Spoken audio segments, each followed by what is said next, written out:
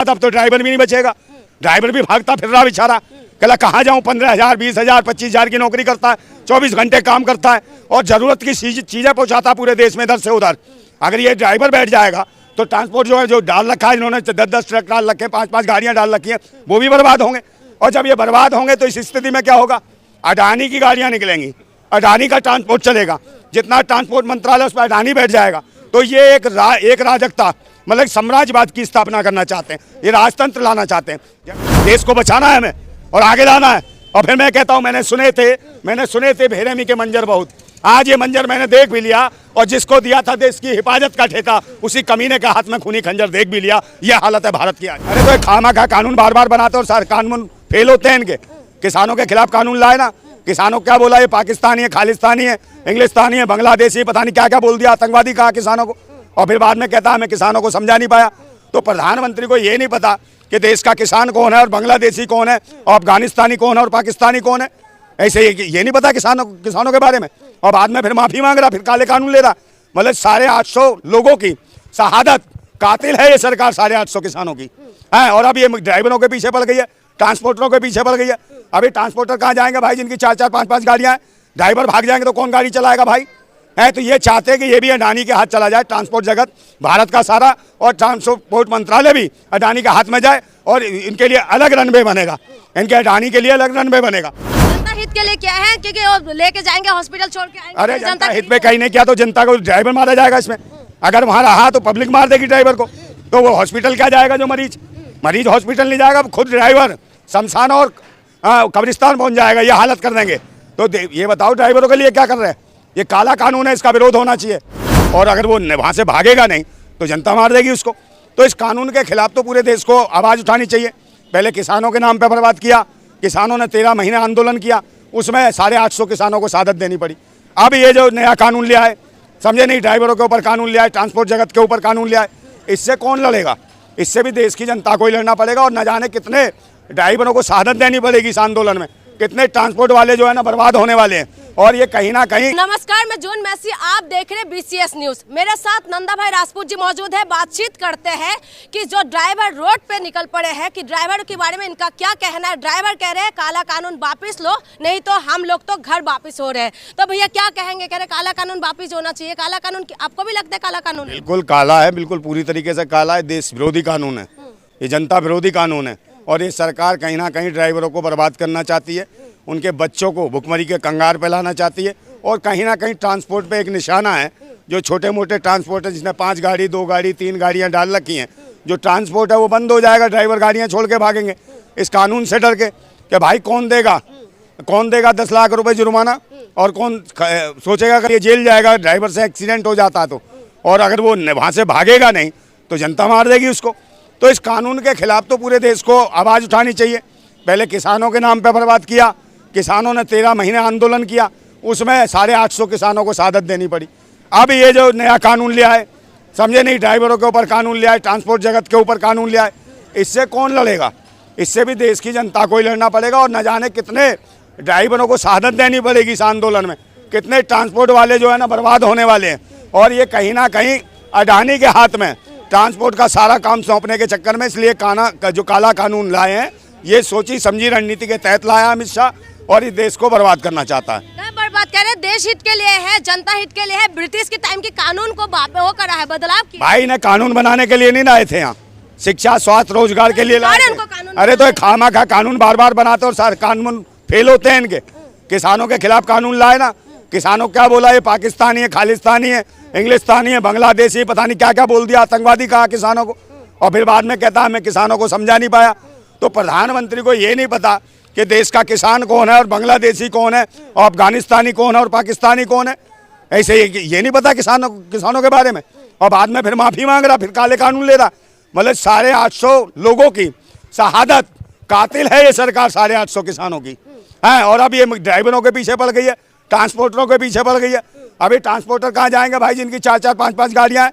Driver भाग जाएंगे तो कौन गाड़ी चलाएगा भाई, है। तो ये चाहते हैं कि ये भी अडानी के हाथ चला जाए, ट्रांसपोर्ट जगत भारत का सारा, और ट्रांसपोर्ट मंत्रालय भी अडानी के हाथ में जाए और इनके लिए अलग रनवे बनेगा, इनके अडानी के लिए अलग रनवे बनेगा। भले ये करोड़ों 20-20 हज़ार करोड़ रुपया इनको सरकार दे रही है। तो अभी कंट्रोल में होके चलाएगा ना ड्राइवर, फिर कौन ड्राइवर को कंट्रोल में हो गए तो बर्बाद करने के लिए चले, कहाँ से कंट्रोल में चलाएगा? ड्रिंक करके चलाते तो मैडम आप कहाँ से ड्रिंक करके, तो शराब बंद कराओ ना। शराब बंद क्यों नहीं करती है सरकार? अगर ड्रिंक कर रहे हैं लोग तो शराब जो मतलब बेच रहे हो तो इसका मतलब सबसे बड़ी अपराधी सरकार है। शराब बंद कराए, शराब पे कानून लाए, शराब को न बिल्कुल बंद करे, है तो कोई शराब नहीं पिएगा। जनता हित के लिए क्या है, क्योंकि वो लेके जाएंगे हॉस्पिटल छोड़ के आएंगे। अरे जनता हित पे कहीं नहीं किया तो जनता को ड्राइवर मारा जाएगा इसमें। अगर वहाँ रहा तो पब्लिक मार देगी ड्राइवर को, तो वो हॉस्पिटल क्या जाएगा? जो मरीज हॉस्पिटल नहीं जाएगा, खुद ड्राइवर शमशान और कब्रिस्तान पहुंच जाएगा। ये हालत कर देंगे। तो ये बताओ ड्राइवरों के लिए क्या कर रहे हैं? ये काला कानून है, इसका विरोध होना चाहिए। विरोध लगातार जो ड्राइवर है कर रहे हैं, लेकिन उनके ऊपर लाठी चार्ज भी हो रहे हैं, किसी किसी का घुटना भी टूट रहे हैं। भाई टूटेंगे, सरकार तोड़ने के लिए तो आई है। ये देश की जनता को ही विपक्ष समझ रखा है इस सरकार ने। जो भी हथकंडे अपना रही है सरकार, जो जनता के विरोध में अपना रही है, कहीं किसानों को मरवाती है, कहीं जवानों को मरवाती है, कहीं अग्निवीरों के नाम पर सरकार सारे रोजगार खा रही है, और कहीं जो पूर्व सैनिक हैं 80 लाख पूर्व सैनिक, उनकी वन रैंक वन पेंशन नहीं दे रही है, और कहीं जाके वृद्धों की पेंशन नहीं दे रही है। वृद्ध मर रहे हैं 80-80 साल के। आप मुझे बताओ, और 4 किलो चावल और 4 किलो गेहूँ में भसक लेगा आदमी उसको पकाने के लिए कम से कम वो भी चाहिए ना। क्या चाहिए उसको पकाने के लिए? सिलेंडर भी चाहिए, तेल मसाले भी चाहिए, सब्जी भी चाहिए। उसके लिए कौन पैसा देगा? एक मुझे बताओ। तो जरूरत है देश को रोजगार की, शिक्षा की, स्वास्थ्य की, सुरक्षा की, और महंगाई पर कंट्रोल करने की। इस पे कोई काम नहीं कर रही है। जनता हित के लिए कानून बना, कहाँ यार हित के लिए? तुम मैडम कहाँ से लेके आई हो? कौन सा हित कर दिया? अमित शाह बीजेपी की जैसे हितकारी कोई है क्या जनता के बारे में? हितकारी इससे बड़ा लुटेरा कोई नहीं। आतंकवादी हैं लोग, ये देश को बर्बाद कर रहे हैं, देश को बेच रहे हैं, विकास कर रहे हैं। अरे कहीं विकास नहीं। अरे मैडम 20-20 हजार करोड़ रुपया ये किसको दे रहे हैं? आप मुझे बताओ।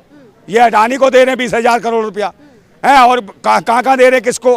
विजय माल्या का कर्जा माफ करा, नीरव मोदी का माफ करा, इसका करा अडानी का कर्जा माफ, और जो गरीब आदमी कर्जा ले ले, किसान ले ले, उसकी तो ऐसी ही तैसी कर देते हैं।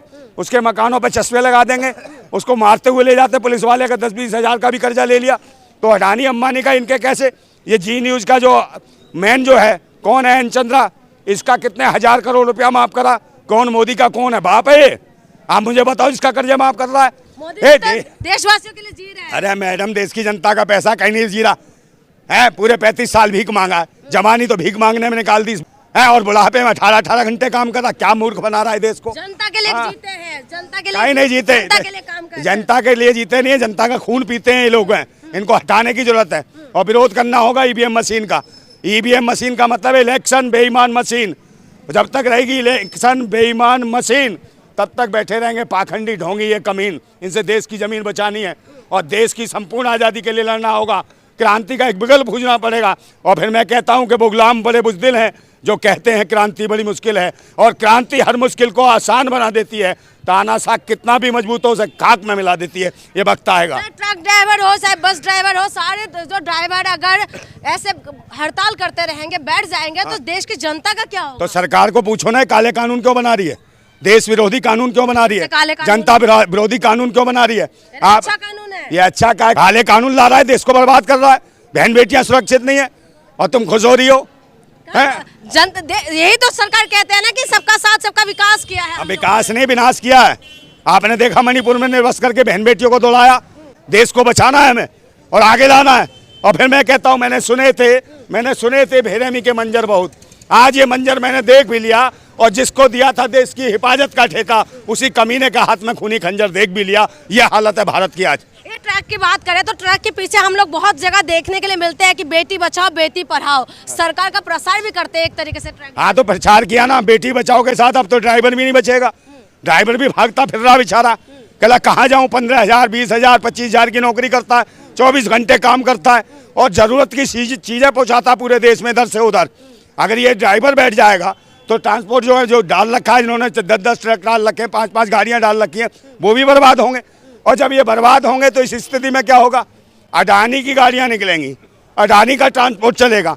जितना ट्रांसपोर्ट मंत्रालय उस पर अडानी बैठ जाएगा। तो ये एक राजकता, मतलब साम्राज्यवाद की स्थापना करना चाहते हैं। ये राजतंत्र लाना चाहते हैं। जैसा सिंगोल ले आया ना मोदी, वो सिंगोल लाया दंडाधिकारी, तो उसने अपने आप को अघोषित राजा घोषित कर दिया कि मैं राजा हूँ इस देश का। अबे राजा थोड़ी है, लोकतंत्र है, संविधान से देश चलता है, लोकतंत्र से देश चलता है। तानाशाही से देश नहीं चलता।